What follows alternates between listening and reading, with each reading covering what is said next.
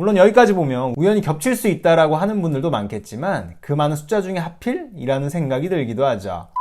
최근 설 연휴 기간 공개된 넷플릭스 신작 살인자 난감이라는 작품이 도마 위로 올라오고 있습니다. 미리 말씀드리지만 저는 어떠한 정치색을 가지고 있지 않으며 특정 인물을 비난하려는 목적으로 영상을 제작하지 않았음을 고지드립니다. 현재 넷플릭스 신작 살인자 난감은 11개 국가에서 시청시간 1위를 기록하는 것은 물론 공개가 되자마자 화제가 되고 있죠. 하지만 국내에서는 해당 작품이 다른 문제로 이슈가 터지는데 이는 바로 해당 작품의 특정 장면이 이재명 후보를 표현한 게 아니냐는 것입니다. 이와 더불어 이재명 후보의 지지자층의 분노를 사고 있기도 하죠. 이는 살인자 난감 7화에 나오는 인물을 두고 말하는 것인데 해당 인물은 비리 혐의를 받는 건설사회장 형정국으로 나오는 인물이며 외모와 각종 설정 등이 더불어민주당 이재명 후보를 연상케 한다는 글들이 빠르게 번지고 있는 상황입니다. 대체 무슨 일일까요? 바로 알아보도록 하죠. 당신의 호기심 시작합니다.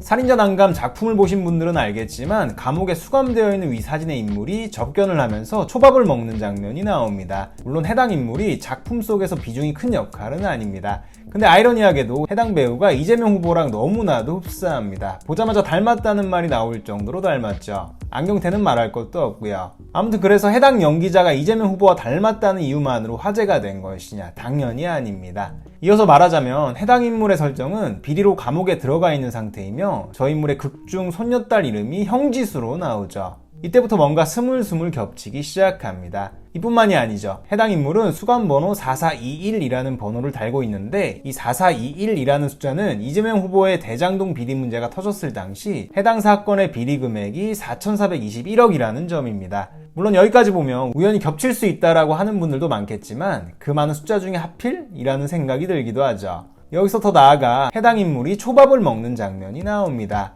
이재명 후보와 초밥이랑은 연관이 있는데 이는 바로 이재명 부부가 한우, 생필품, 초밥 등을 법인카드로 사용한 게 드러나며 논란이 되었죠. 과거 이재명 소속 비서실에서 근무하던 모 직원은 상황에 따라 일주일에 한두 번 법인카드를 사용했다고 밝힌 바 있었고 1회 사용할 때마다 12만원 이하로 채웠다고 합니다.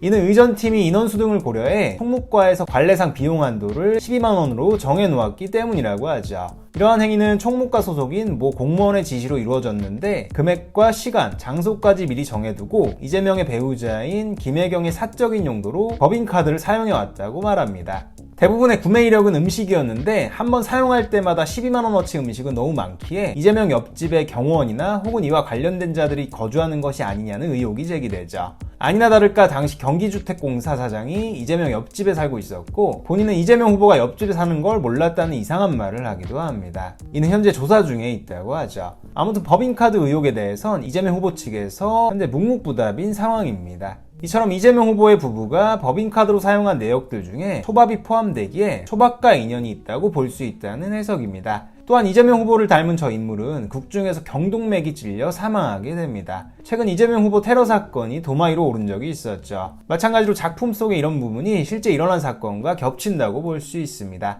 정리를 하자면 살인자 난감에 이재명 닮은 후보가 출연하고 극중 그의 손녀딸 이름이 형지수이며 그의 죄수번호는 4421이며 그가 초밥을 먹는 장면이 나오고 목에 경동맥이 찔려 사망하게 된다는 것입니다. 우연이라고 하기엔 다소 여러가지 면들이 겹치는데 당장 궁금한 것이 저 해당 장면을 촬영한 시점이 언제인지 궁금하네요.